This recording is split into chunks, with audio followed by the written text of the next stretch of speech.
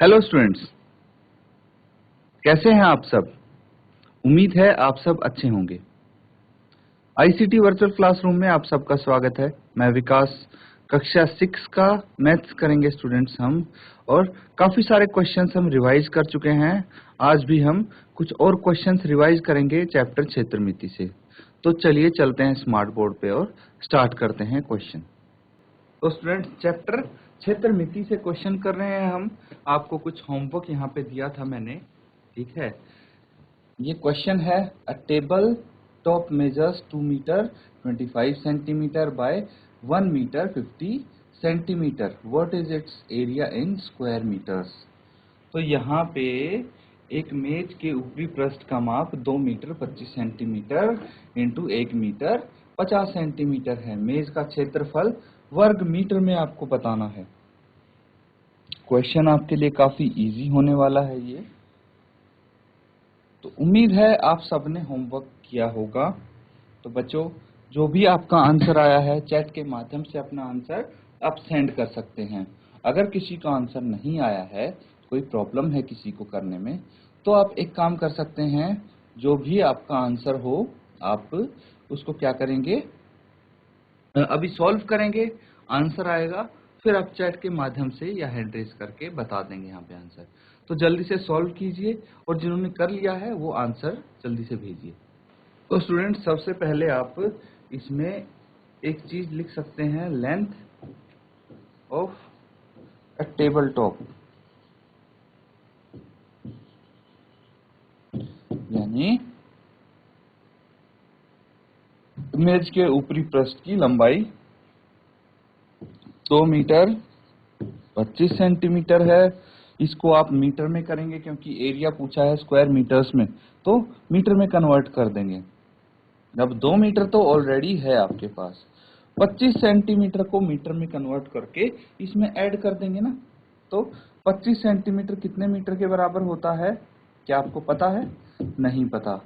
आपको ये तो पता होगा कि 1 सेंटीमीटर कितने मीटर के बराबर होता है। 1 सेंटीमीटर होता है 1/100 मीटर के बराबर। तो 25 सेंटीमीटर किसके बराबर हुआ? 25/100 मीटर, है ना। 25/100 मीटर के बराबर हुआ। तो इसको दशमलव में लिखेंगे तो 0.25 मीटर, है ना। तो इसमें आप ऐड कर देंगे 0.25 मीटर। इन दोनों को जोड़ेंगे तो क्या आ जाएगा? इन दोनों को ऐड करेंगे तो आ जाएगा 2 + 0.25, तो ये हो गया 2.25 मीटर। सिमिलरली आप ब्रेड्थ निकाल लेंगे, breadth of a table top, ये कितना आ जाएगा? ये आ जाएगा, आपको गिवन है 1 मीटर 50 सेंटीमीटर, मतलब 1 मीटर प्लस 50, ये हो जाएगा। अगर 50 सेंटीमीटर है ये, तो इसको मीटर में कन्वर्ट करेंगे तो 0.50 मीटर आ जाएगा, और ये हो जाएगा दोनों को ऐड करके 1.50 मीटर, ठीक है। तो दोनों मीटर में आ गए, लेंथ और ब्रेड्थ। आपको अब एरिया निकालना होगा। तो एरिया के लिए आप क्या करेंगे? Length into breadth. तो जल्दी से इसको सॉल्व करो और आंसर बताओ। तो स्टूडेंट्स, आगे करेंगे इसको, area of a table top. कैसी है टेबल टॉप? वो है रेक्टेंगुलर शेप की। तो एरिया ऑफ रेक्टेंगल क्या होता है? ये होता है लेंथ इंटू ब्रेड्थ।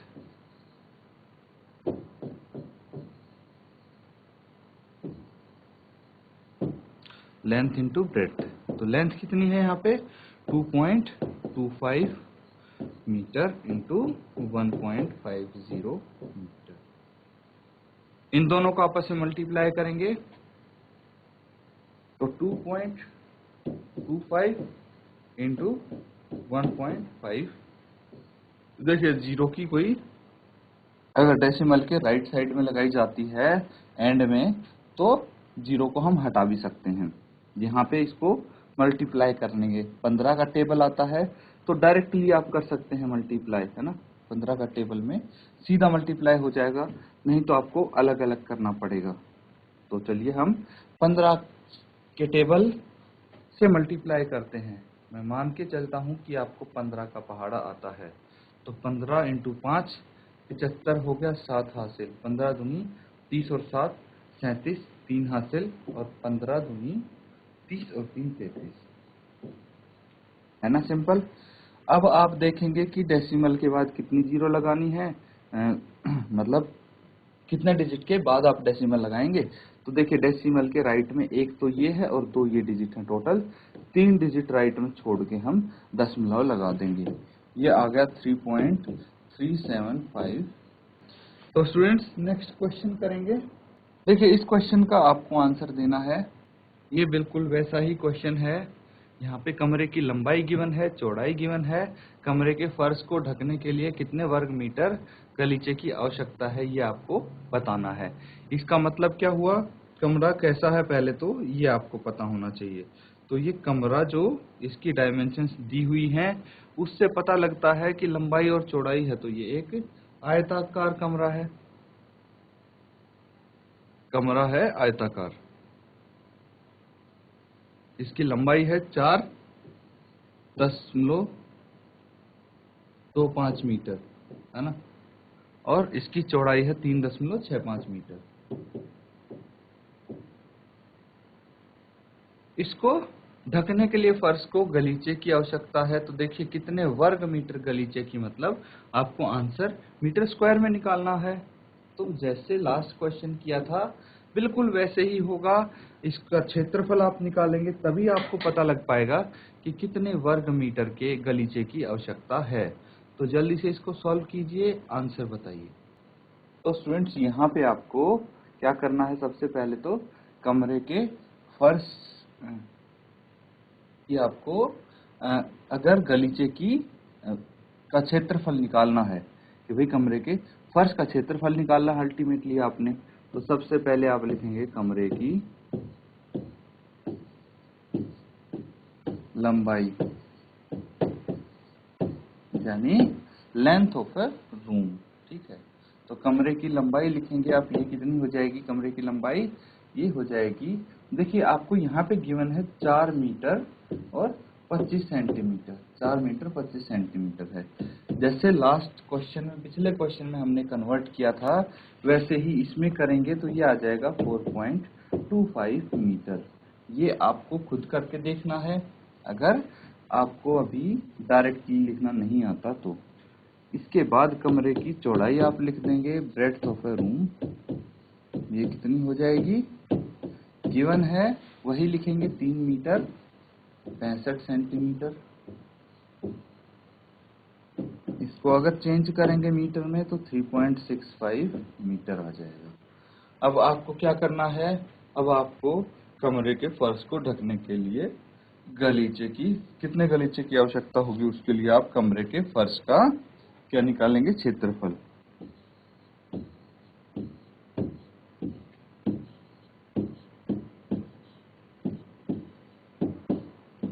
फर्श का क्षेत्रफल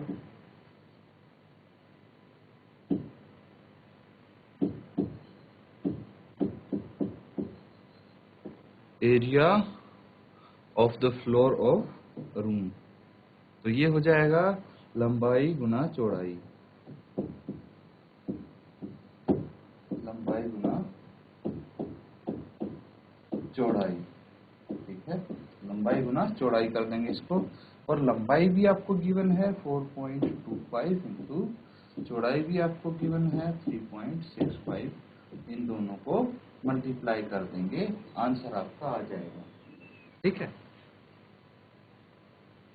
तो चलिए इनको मल्टीप्लाई करिए और आपका आंसर आ जाएगा। आंसर को प्रॉपरली लिखेंगे आप, तो जल्दी से सॉल्व कर लीजिए इसको आगे और नोट डाउन करिए यहाँ तक। तो स्टूडेंट्स इसको मल्टीप्लाई करेंगे हम 4.25 को 3.65 से, 4.25 इंटू 3.65, ये मल्टीप्लाई करेंगे। तो मल्टीप्लिकेशन इसका थोड़ा लंबा हो सकता है, बट क्वेश्चन इजी है, ठीक है। तो 5 को 5 से मल्टीप्लाई करेंगे, 5 इंटू 5 25, 2 हासिल, 5 दूनी 10 प्लस 2 12, 1 हासिल, 5 के 20 और 1 21। उसके बाद 6 से करेंगे आप, 6 पंजे 30, 3 हासिल, 6 दूनी 12 और 3 15, 1 हासिल, 6 चौक 24 और 1 25। उसके बाद 3 से मल्टीप्लाई करेंगे, 5 तिये 15, 1 हासिल, 5 3 दूनी 6 और 1 7, 4 तिये 12।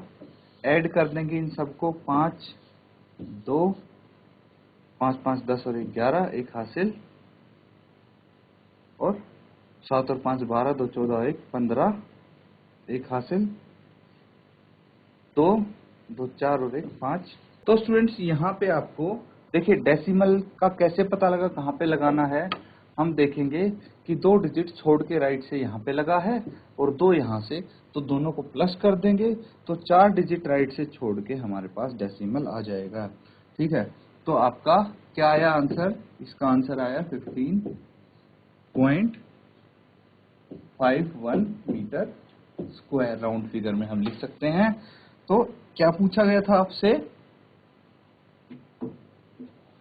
आपसे पूछा गया था फर्श को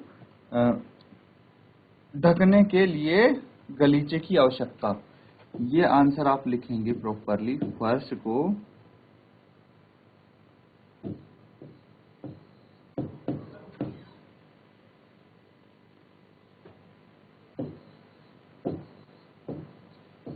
ढकने के लिए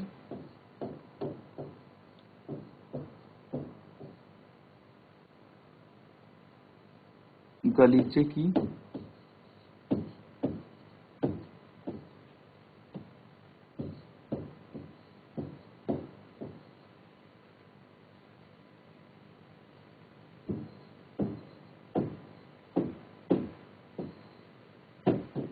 ये हो जाएगी स्टूडेंट्स 15.51 मीटर स्क्वायर, इतना गलीचा चाहिए होगा। इसको नोट डाउन कर लीजिए सब। अब देखिए नेक्स्ट क्वेश्चन करेंगे, कुछ थोड़ा अलग टाइप का जो क्वेश्चन है, तो उसको आप समझेंगे कि किस तरह से कर सकते हैं। पहले इसको नोट डाउन करो। देखिए हम इस क्वेश्चन पे चलते हैं सीधा, क्वेश्चन को ध्यान से पढ़ेंगे। पहले यहाँ पे पूछा गया है, निम्नलिखित आकृतियों को आयतों में तोड़िए, इनका क्षेत्रफल ज्ञात कीजिए। भुजाओं की माप सेंटीमीटर में यहाँ पे दी गई है। देखिए ये जो है ये सेंटीमीटर में दी गई है इनकी भुजाओं की माप। तो आपको क्या बोला गया है कि भाई इन सबको आपको क्या करना है, इनको आप आयतों में तोड़ के, क्योंकि अगर मैं बोलूं कि भाई डायरेक्ट, देखिए इसको हम करके देखते हैं कि डायरेक्ट जो ये बी पार्ट है इसका आप क्षेत्रफल बता दीजिए। क्या आप बता पाएंगे इसका क्षेत्रफल? नहीं बता पाएंगे, क्योंकि ना तो ये वर्ग है ना ही आयत है। अगर वर्ग या आयत होता तो हम क्या करते, भुजा गुना भुजा या फिर लंबाई गुना चौड़ाई कर देते। इस केस में आप क्या करेंगे, आयत बना लेंगे। इसके किसी तरह भी बना सकते हैं, एक क्वेश्चन को करने के काफी तरीके हो सकते हैं, तो उसमें आपको परेशान होने की जरूरत नहीं है। देखिए एक आयत यहाँ पे बन सकता है आपका, अगर मैं ये लाइन मिला दूं, ये लाइन में यहाँ पे मिला दूं, तो देखिए एक आयत बन जाएगा। चलिए इसका मैं नाम भी यहाँ पे दे देता हूँ, ए बी सी और डी। ये पूरी लंबी लाइन है ना, यहाँ से यहाँ तक पूरी एक लंबी लाइन खींच दी है हमने। तो ए बी सी डी एक आयत बन गया है, ठीक है। ए बी सी डी एक आयत यहाँ पे बन गया है, ठीक है। अब देखिए कि ये है, ये भुजा 2 सेंटीमीटर होगी। कितनी होगी? 2 सेंटीमीटर होगी। ऐसा क्यों? क्योंकि ये भी 2 सेंटीमीटर, और देखिए ये दोनों बराबर हैं, ठीक है। ये 2 सेंटीमीटर होगी। अब ये यहाँ से यहाँ तक कितनी है? ये देखिए यहाँ से यहाँ तक ये भुजा 3 सेंटीमीटर दी हुई है, ठीक है। और ये है 2 सेंटीमीटर, तो ये 1 सेंटीमीटर होनी चाहिए, है ना। 1 सेंटीमीटर होनी चाहिए, क्योंकि 3 सेंटीमीटर माइनस 2 सेंटीमीटर हम कर देंगे। अगर हमें सिर्फ इतना हिस्सा निकालना है इसका, तो 3 सेंटीमीटर में से 2 माइनस कर देंगे हम, 1 आ जाएगा। मतलब ये भी 1 सेंटीमीटर होगा। और ये जो डीसी है ये कितना होगा? ये 5 सेंटीमीटर ही होगा। तो इसका क्षेत्रफल हम कैसे निकालेंगे? ए बी CD का क्षेत्रफल निकालेंगे, लंबाई गुना चौड़ाई। लंबाई है यहाँ पे 5 सेंटीमीटर इंटू चौड़ाई कितनी है 1 सेंटीमीटर, तो ये कितना आ गया 5 इंटू 1 5 सेंटीमीटर स्क्वायर हो गया। ठीक है, अब क्या बच गया हमारे पास, अब बच गया एक तो ये और एक आयत ये बच गया, दोनों की माप सेम है ना, तो हम किसी एक का क्षेत्रफल निकाल के उसको डबल कर देंगे तो दोनों का आ जाएगा। आगे इसको एक बार ट्राई करेंगे आप सॉल्व करने की और बताएंगे क्या आंसर हो सकता है। तो देखिए इसका अगर हम नाम देना चाहें, ठीक है, तो ये तो ABCD तो इसका हमने पूरा दे दिया, यहाँ पे E F और G इसका नाम दे सकते हैं, ठीक है, H I और J इसका नाम हो सकता है। अब देखिए हमें E F G और H I J की अगर हमें क्षेत्रफल निकालना है तो कैसे हम निकाल सकते हैं।